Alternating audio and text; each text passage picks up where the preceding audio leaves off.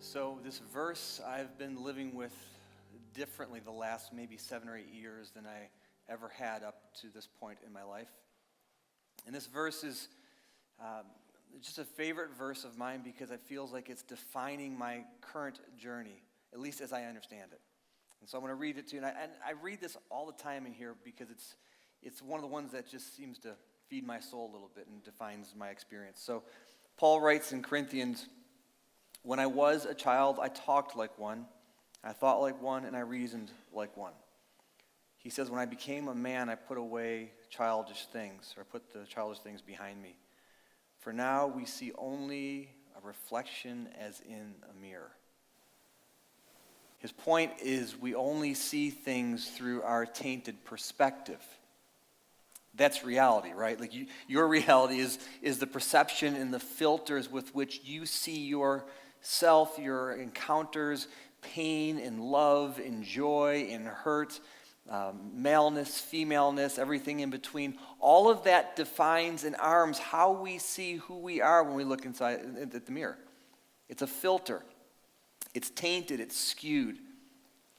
And this false sense of reality that I think I lived with early on was that, no, it's really clear. I see exactly the way it is. I know how it works. It makes all the sense in the world. Everything lines up. My political stuff lines up. My theological stuff lines up. My relational stuff lines up. And it all is, and I'm just going to get clearer and clearer as I progress. But here's what I'm finding at this sort of second half of life, that at one level I thought things were really clear. The containers were really simple and accessible. And now it gets foggier and foggier, and the older I get, the more I clearly have no idea what I'm doing, right? And I think the moments you fall into that there are a little bit of these subtle awakenings. The way I feel like the best way to maybe articulate what we get to live is I call it the game. It's this game. It's life. It's this dance. It's these filters, these lenses, these perspectives with which we see our existence in our lives. And we live in this game, and we find ourselves most of the time stuck there. You live up to the expectations of people around you. You hold belief systems. You hold political worldviews. You hold whatever it is that you hold to, and that sort of defines and morphs you. And then invariably what happens is every once in a while you might find yourself having the luxury of stepping out of the game and looking down and realizing, oh, wait a minute, that's jacked up. Wait a minute, that's off. No. I know what I meant to say, but that's not really what I meant to say. And wait a minute, I can't believe I reacted that way, or I can't believe I thought that way or believed that way. And we begin to view the game as this place of mess and hodgepodge and stuff that's not really coming together like it should. And then we re-enter back into that space, hopefully gently more aware than we were before, but we work really hard to try to get out of it, not unlike maybe what Austin did a few moments ago, and he just slowed everything down, pushed away the noise, and we began to see the true sense of reality around us. So early on at Watershed, arguably we're still playing in this sort of game, and then we step out of it sometimes, but early on especially, man, we thought we kind of had the game a little bit figured out. Not that we somehow had all the answers, but there was a sense of great clarity on so many things. And we quickly began to realize that wasn't true. Early on in our Watershed experience, our Watershed encounter here, before we even started, we began to bump into people who formed and shaped who we are today in ways that we never would have imagined had we been able to somehow plan it. And so there's a stream of awareness. There's a story, there's a narrative that goes through the arc that is Watershed, that is us, that I want you to hear today. And some of you have heard bits and pieces of this, but this story to me is provocative, it's real, it's earthy, it's us, it's personal. And so I want you to hear kind of where we're going in something that's, I think, pretty transformative in terms of where the church sits today in the 21st century. And I'm going to invite my friend John Nance to share along with us from that. So come on up, John. Give John a hand if you would. So, John, good to see you, brother. So I know some of you know John. He's been around here literally since the beginning, before the beginning. So we met first at Caribou Coffee on East Boulevard. It's no longer there. And that was our offices for about 7 years. When people would ask my son, Colson at the time, where does your dad work? He works at Caribou Coffee. So we spent hours there. So I remember bumping into John. We moved here January of 2005 and met you around March, April, somewhere in there. And we launched in September Watershed as a Sunday gathering. So we had 9 months to do a lot of work. And a lot of that work was meeting many folks who formed who we are. So I remember meeting you at the coffee shop, and invariably we got around to like your story, your experiences in life. And so if you would, give us the Cliff Notes version of what you told me in terms of your story that first day I met you 13 years ago. Yeah, good luck with that, right? Cliff Notes. Yeah. I'm 53 years old, and I've been in Charlotte for, 17, 18 years, something like that. And I grew up in Northwest Ohio, in a community, Ayersville, Ohio, and grew up with my parents. My father was an engineer with General Motors, and my mother was a stay-at-home mom, but prior to that was a teacher. Very sound and stable family. We lived on a little hobby farm where my brother and I experienced chores every day, 5:30, 6 o'clock in the morning, and then in the evening. And then my mother's extended family were a sect of Amish kind of, or Mennonite, where it was a Dunkard Newman. If you know Whistler's Mother, the painting, that was my great aunt Pearl. Okay, almost, Wow. you look like that, gray, Squeaky all the way. clean, man. That bone had to be covered. Okay. I'm showing you that one right there. And so it was a really different. I remember my grandfather plowing his 3-acre garden with the mule and the single furrow plow. Okay, I remember those days and grew up in the church. My mother moved away from that setting, 30 miles away. She was rebellious, and I grew up in the Methodist church and very active. I came to know the Lord at 7 years old at a mentee of Billy Graham crusade in Defiance, Ohio, when I was 7. And from that point, that was my life. I went to K through 12 in the same facility. I excelled in school and had great friends and everything like that. Then went to the trajectory of going to Bowling Green State University, but there I struggled. I really struggled with the privacy of the hell of my life. That I failed out of college 3 times in Bowling Green. It's tough to do that. They finally said, just don't come back. With a grade point average of .65 the last semester. I still don't know how you do that. And he's a smart dude with a PhD now, so Yeah, there was stuff going on there, right? So, but the hell started when I was a child. How old were you? I knew at 4 I was different. Okay. And after the initial wanting to be an astronaut, when that wore off, I wanted to be a baker. And I asked my mom and dad for an easy bake oven. They quickly said no. I was like, I want my easy bake oven. And I wanted to wear saddle shoes, and I wanted to twirl baton. And my feminine was really strong. But that was all unacceptable in my community and in my church. And so I learned that who I was inside did not match up with the world around me. And so in 6th grade, I took my mom and said, I want to take cake decorating lessons. And so she finally bent. We are persistent. As 6th graders do. Yes. Yeah. And she bent and she went with me, and we learned how to decorate cakes. And I learned very quickly in 6th grade that was not acceptable. I became Betty Crocker. That was my name then for a long time. But the problem was I liked boys, and it was not acceptable in the world around me. So at age 4, you knew that. I did. And how old were you when you were able to maybe verbalize that or talk about that with somebody? It was a secret. It was a private hell. I hated myself. I mean, absolutely hated myself. The church and the teachings of the church did not allow that. And so I grew up trying to change that part of me. And when I was in college, that's when it started to becoming a drivenness for me. That sexuality became driven. Yeah. And I started just being pathological in that drivenness. And eventually got found out, and I was working for Youth for Christ at the time, still trying to change. Yeah, right. And I got fired from the position. And at that time, they found a therapist for me. That night, they were afraid that I would be suicidal, and I'm not a suicidal person, thank God. You know, that was not an option for me. But they found a therapist, and he counseled me from a faith perspective. He was a pastor of a megachurch. He was married with 3 children, and he counseled me that you are gay, but that is sin, and do not succumb to that lie. Yeah. And so live accordingly.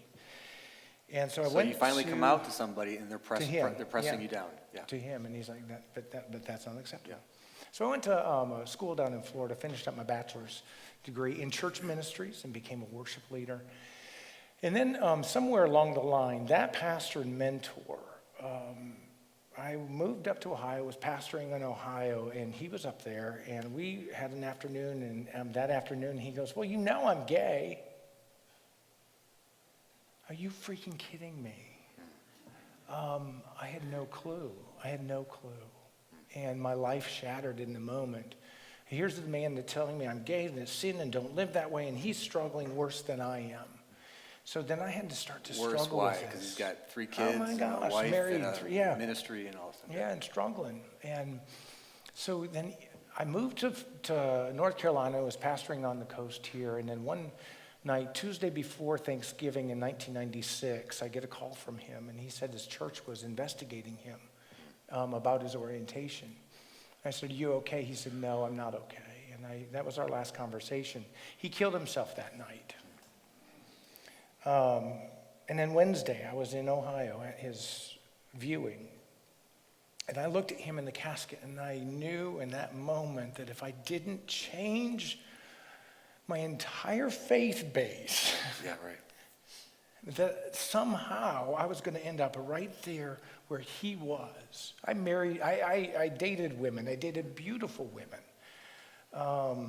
But when it came to the evening kiss goodbye, never worked. Yeah. I would be sick to my stomach every single date. And I knew it had to change. And so I found a therapist in Wilmington, North Carolina, Lulene. I fired 6 along the way, 3 of whom they wanted me to be gay, accept it, and I'm like, nope, fired. 3 that wanted me to change and not be gay, nope, fired. And then Lulene, she said, so what's going on? And she sat with me as I worked through my faith, as I worked through my identity, and started to learn that God had created me just as I am. He created me he didn't create me in the future. He created me and loved me. And I started to grasp that truth for me, and it was a life change. And then I found my partner, still together 17 years. Yeah. You know. So I'm sitting in a coffee shop 13 years ago, and this is the story I get, right? And good luck with that. Yeah. And I didn't know what it was going to mean, except I knew that I was being disarmed. I mean, I came from a very conservative background. I went to a very conservative Bible school and seminary and graduate program, fundamentalist, cultish. So Matt O'Neill, our founding pastor, I mean, he's a good old boy from Kentucky. This narrative wasn't something we had to deal with much, let alone friendships. It wasn't happening in our churches or organizations, or it was happening, but we weren't aware to it. And one of the things that Matt and I knew starting Watershed in an urban context was this was going to be a part of our story. But we had no idea what it was going to look like. And at this point in the game, fear was just rushing in, because there was going to be a lot of things we're going to have to change. One of those were our donor base.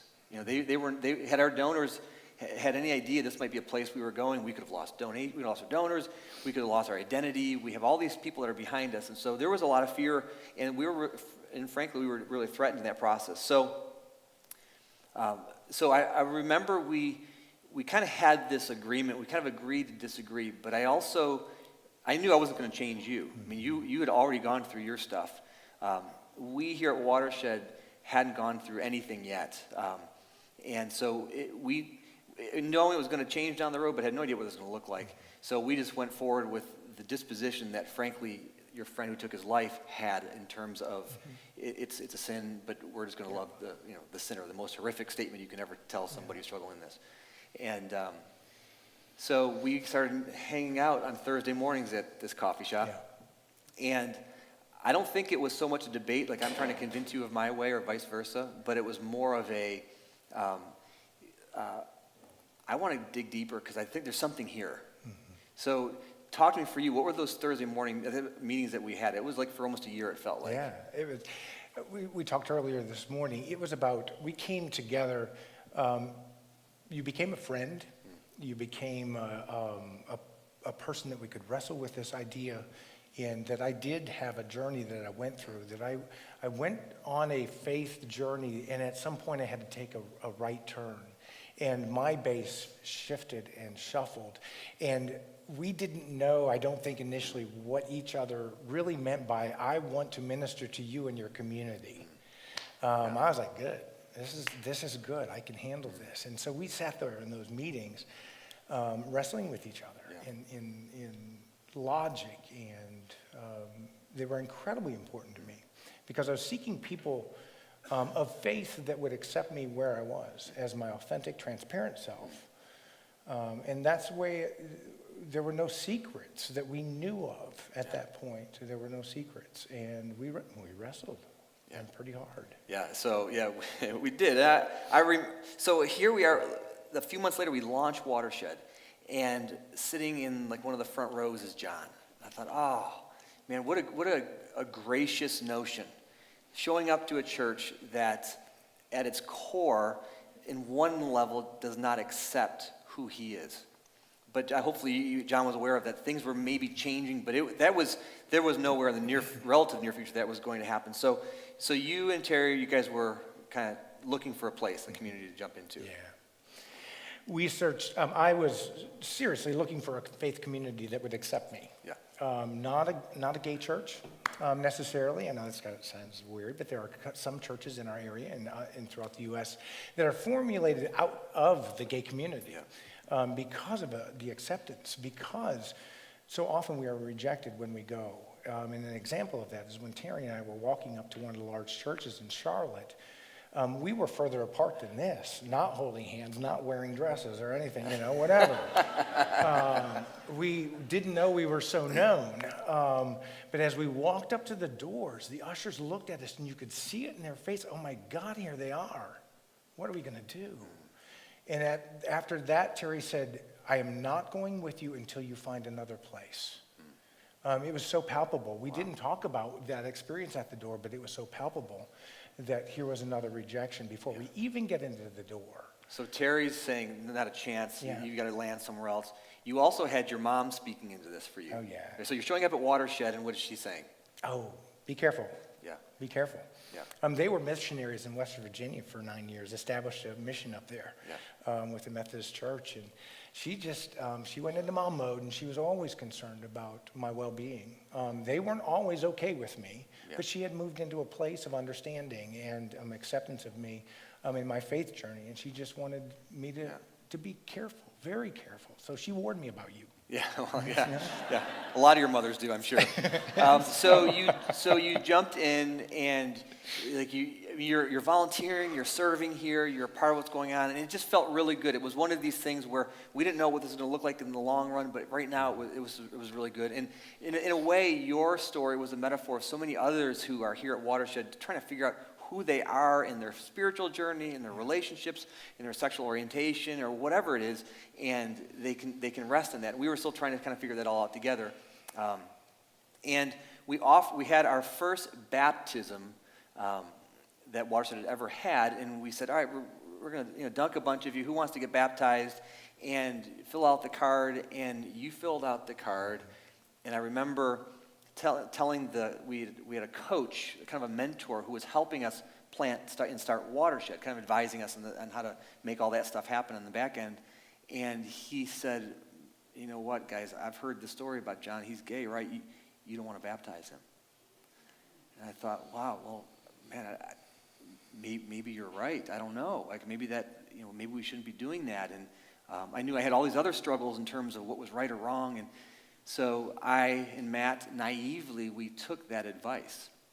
We sought other people's advice, and they told the same thing. Obviously, you could see the people that were consulting, advising us was not healthy. And they advised us not to, and they said, if you're not careful, you're going to get in the media, and you're going to get a bunch of bad press. And I mean, we're the podunk little church. Nobody's going to care what Watershed does. But nonetheless, I listened to that bad advice, and I remember going back to Brugger's right there on East Boulevard, and we sat down, and I think, John, you were like anticipating me. Okay, this is cool. I'm going to get baptized. I'm getting more connected. I mean, after all, you're in ministry. You're ordained. You got all the credentials. Baptism was just sort of. Could I make it more dramatic? Right. Yeah. It was Tuesday before. Okay. It was Tuesday before. Before the baptism. Yeah, and we had talked about how excited you were prior to that, a couple weeks prior to that. Yeah. So I drug you along like, yes, it's going to be awesome. Then I cut the carrot off, and I remember across the table saying, John, we can't baptize you, and you began to weep. And literally the suckiest moment in my ministry experience. I sat there, and it was, the dissonance internally was so off that if this is supposedly what is right, if this is good, something's not right. Something's jacked up big time. The church is, I'm not sure if I can be a part of what's going on in this, because I can't, we're just starting out now. I can't do too much more of this. I remember talking to Matt, and he and I both felt the same way, and it just seemed off.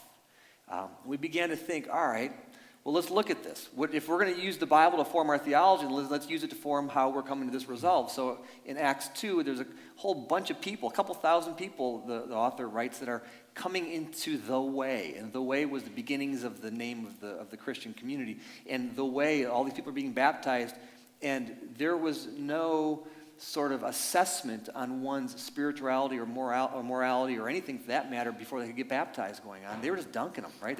You're in, slamming in the water kind of deal. And how dare we somehow assume that we're going to keep John out, because the rest of the people that were getting baptized, there were no issues there, right? Those are people who were walking on water. And so it was one of those things we came to the realization, yes, this is not only bad theology, this is horrific justice or any horrific injustice. So I remember going back to John and saying, John, would you forgive us for what we said and what we did, and would you allow us to now baptize you? And we think it was within that same first time we're going to be baptized. And what did you tell us? No. Yeah, that was fun. No. That time had passed. Yeah. It was just another rejection. Yeah. It was just another rejection. And here's the irony of it. And this goes to show the grace that is John. So we needed somebody to photograph the baptism. And John's a photographer, and he photographed it. So while I'm dunking some of you and trying to take that in and be in that moment, which I was, in the background I could see John taking pictures of you in that space where he should have been in the water. He didn't know me very well. When rejection would come, when I was fired from pastorate, the same question was offered, is, now what are you going to do? Where are you going to go? And I said, nowhere. You have to figure out how to deal with the decisions you've made about me. And so he wouldn't leave us alone. No. Until, though, there was kind of a breaking moment. And again, I think it's interesting, and somebody maybe a little bit more mature in the church system would know this conversation, but if you walk in our church, and the view that we held to that we don't hold to anymore was that we were not an affirming community, but we kind of had the external stripes of it. You could come in here, you'd feel comfortable, nobody would say anything about it to you. And if you were asked if you were welcome, of course you're welcome. But there's only certain areas in which you could serve. You definitely can't be in leadership. And that was one of the ones, now that's not true. You can serve in any space in this community. I don't care gender orientation, anything, it doesn't matter. There's no sort of male-female post for anything in this space. So that was the piece that I remember you saying, I can't be around for that. Yeah, when I heard we'll baptize you, but there's still the issue of leadership. Yeah. I was like, I'm done. Yeah. I'm done. I'm done being hurt. And then I went to the Episcopal Church where that is a healing place Yeah. for me because of liturgy, about the grace. I went to a Yes. place that extended grace, where I felt the extension of grace differently. So the work that John had done here, even though at the time it felt like it was in vain, was forming a foundation that many of you now are resting on, many of you are sitting in. There was another couple that came just after John was just as he was transitioning out of Watershed. Another couple showed up, and they had been together for quite some time, two men. And of course, they wanted to sit down with Matt and I, and what do we think about are we affirming? And well, not fully, but here's the situation. We think we're on a journey. We learned the language a little better at that time. And so they hung out here for a year or two, and then they said, listen, this was before marriage was legalized, but we want to have a ceremony reflecting our commitment to each other. Would Watershed please be a part of that? And you got a year and a half to make the decision, they said. Another gracious notion, sort of, because we had to make a decision. And I remember Matt and I had been wrestling with this for quite some time because with you, John, and then finally came to this place that either we got to go one way or the other. We have to be decisive in what we're going to do, because either we're going to say yes to the ceremony or we're going to say no to the ceremony. And so we ended up, Matt and I decided, yes, we want to move forward with this. And we had to do a lot of theological stuff, Matt and I did, to kind of come to this resolve. What do we do with the scriptures? What do we do with some of these passages? What do we do with these different views? And I'll be glad to talk to any of you about that if you want to talk, because there is a story in that, there is a narrative, and there has been some good work on that. There's some great stuff out there that could help you in that journey, if that's your question. And so we kind of danced through that. Then we took it to our staff, worked with them for quite a while. Then we took it to our elders and spent some time with them. And once we went through that group of people, and they felt like, all right, it would be okay for Watershed to be involved in the ceremony. Matt prayed at the ceremony. We had our worship leader at the time did the music. We had a couple of our leaders facilitated the ceremony itself. And, I mean, it was a Watershed wedding, a Watershed event at every level. Once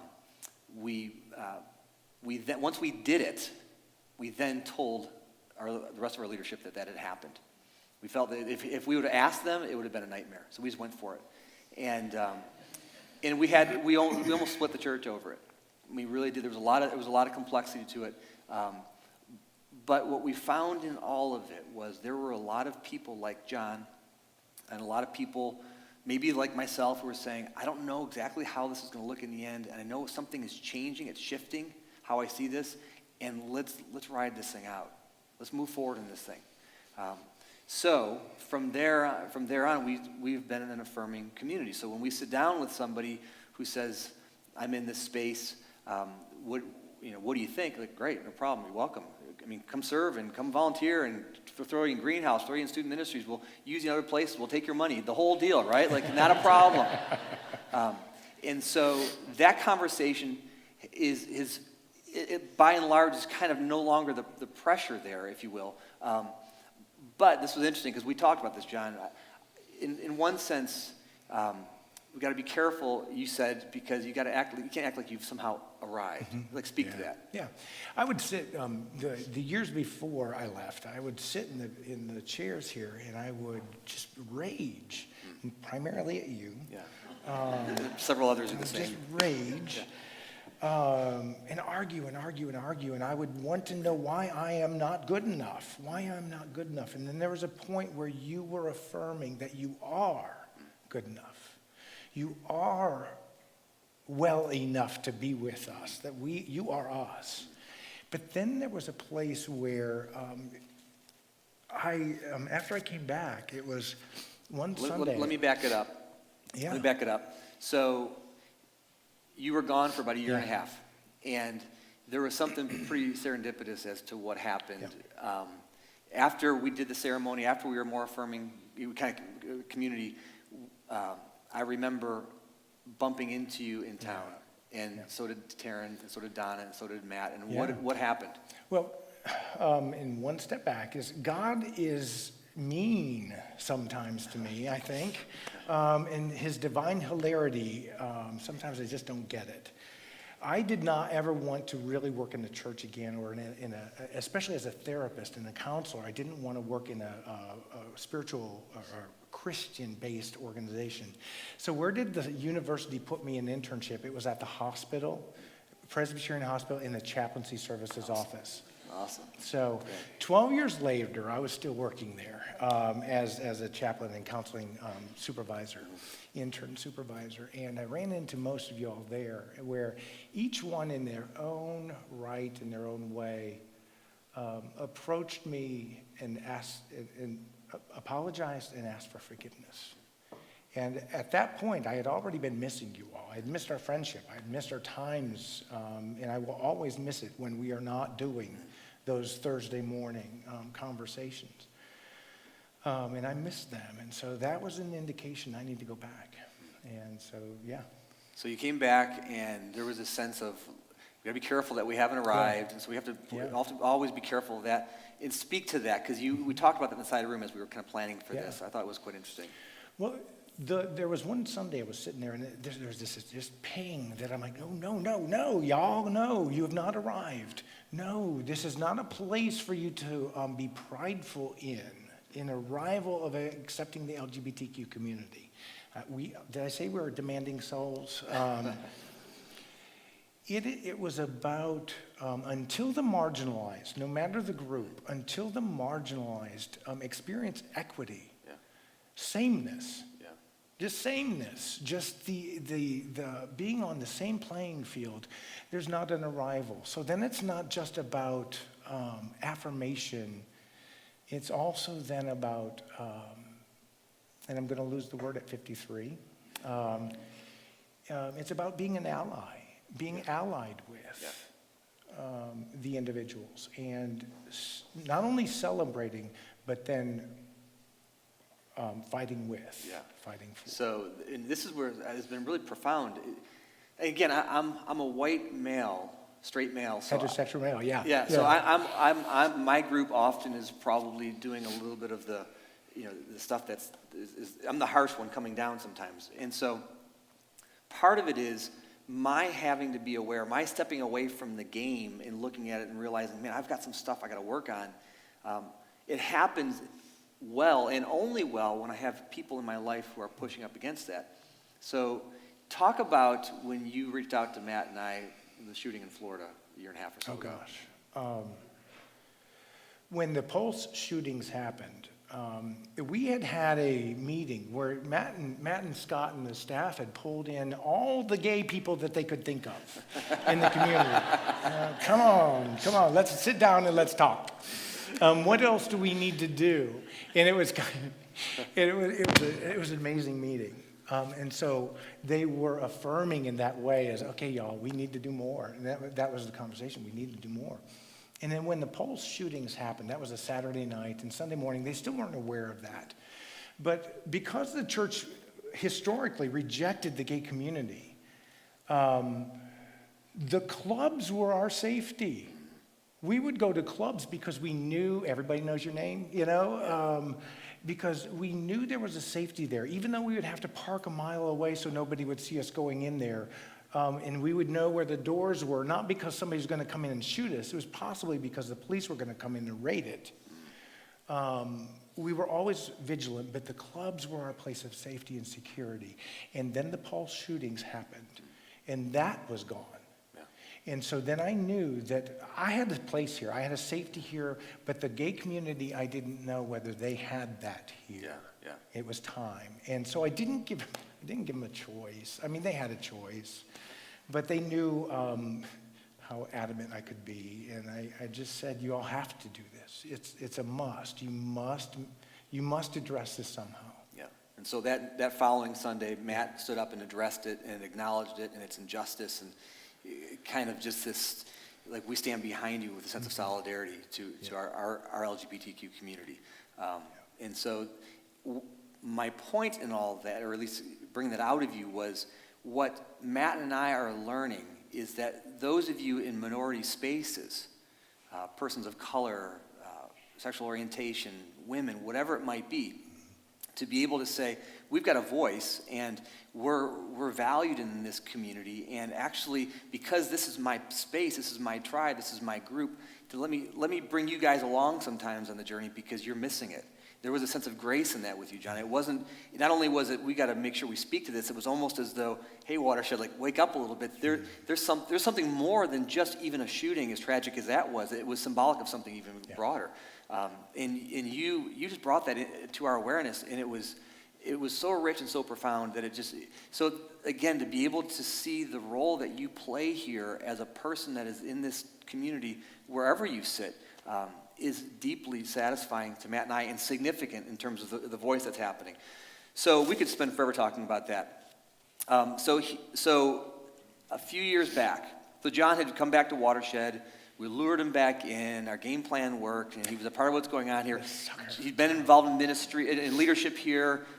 He was serving, still is, and it like things were going really well. And then we had a baptism service, and the white card came across my desk, and there was John Nance's name. And this time I'm not going to screw it up. So, an absolute approved across the front of it, right? And not as though somehow we were approving, we weren't disapproving anybody. And, yeah, right? And so I said, but I want this one. I want to dunk him. And so we baptized John a few years back, and maybe one of the highlights of my ministry, because it's part of a redemptive story. That's not finished yet, but like the major ending happened there in terms of like this. It's marked us. So all that to say, and we could talk forever on this. There's so much to talk about. You spent some time in Guatemala with us. It's been done a whole bunch of stuff. So I want to ask two questions as we're kind of wrapping up this morning. So John, this is your church, this is your community. Speak to the LGBTQ community. What you've got something you could say to them. What would you want to say? A million and one things. Be authentic. Be courageous.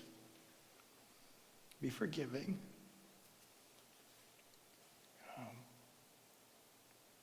Don't stop.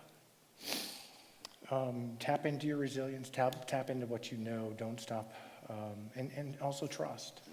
Trust this community. Trust in your own ability to forgive and love. And always come back to the table first. That's good. So one last question. Mm-hmm. So I'm imagining, I'm not naive enough to think that everybody in this space is sitting here with,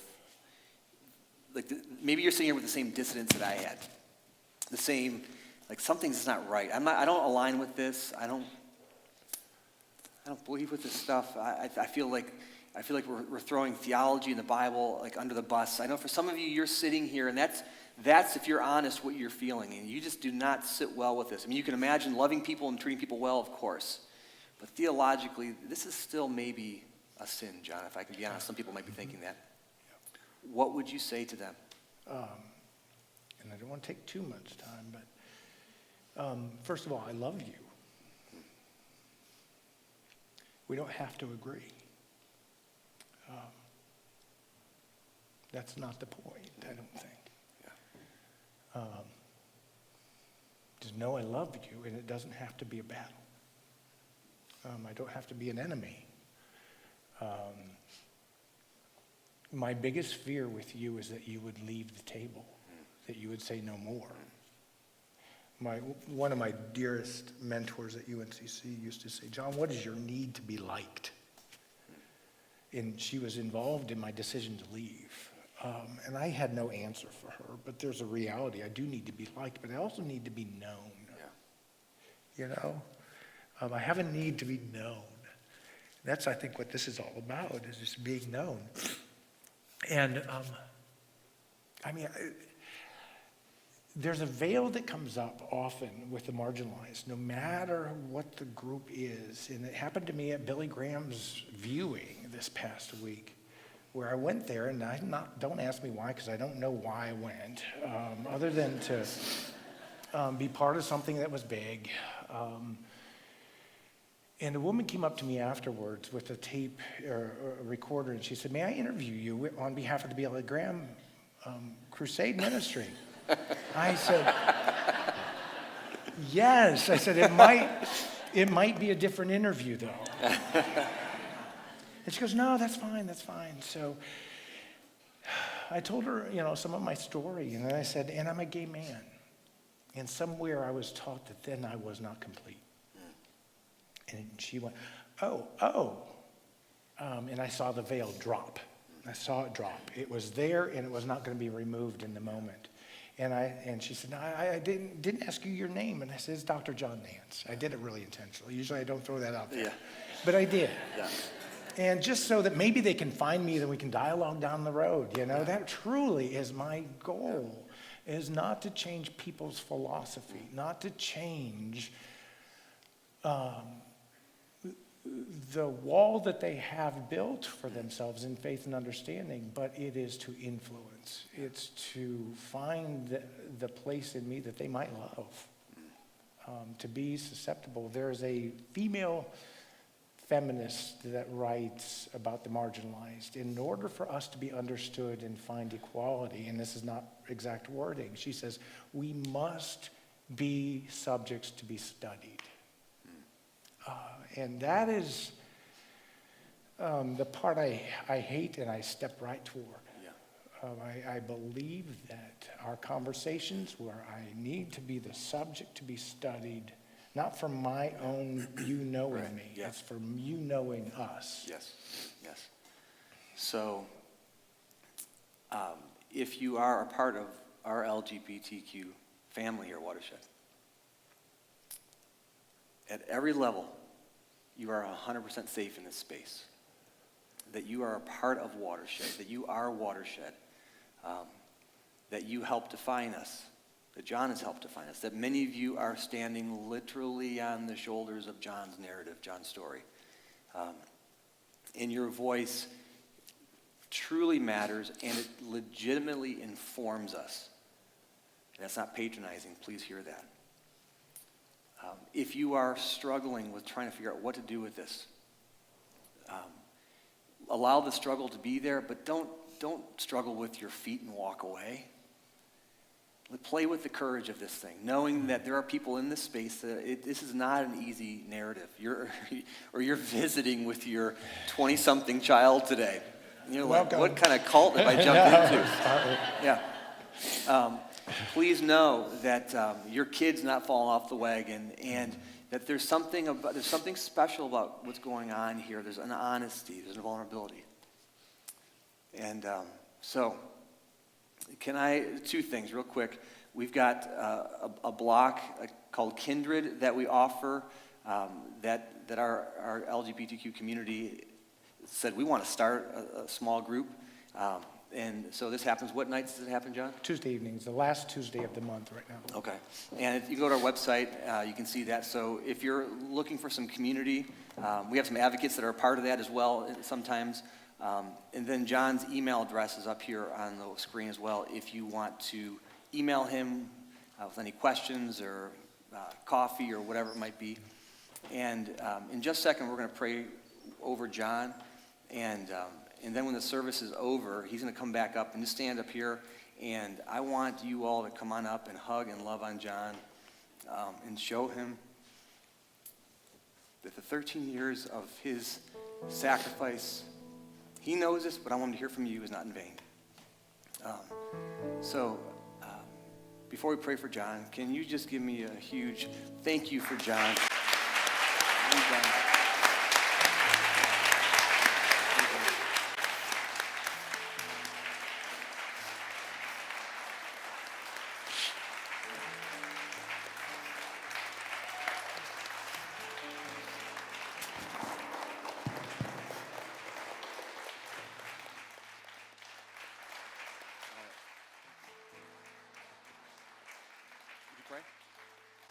I'll pray.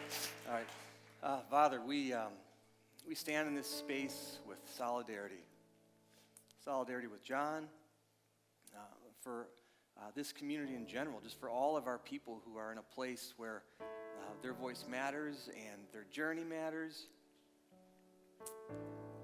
Thank you that we can sit here and with joy cry and weep and laugh and applaud. Because every once in a while it really comes together. Like sometimes your story and your redemption, it really does work. And it feels like this morning that this whole room is lifted up from the game a little bit. And we kind of stepped back and began to look at maybe some of the ways in which we see life just needs to be altered and edited, and we become more aware and more tuned into who we are. And so, Father, we invite your Spirit into this conversation with us, to the pinging of our heart that we welcome and need. And may this always be a safe place for those who are trying to figure out who they're becoming, whether they agree with this narrative or not, or if they full on know exactly who they are. That we are a place and a church and a tribe for discovery.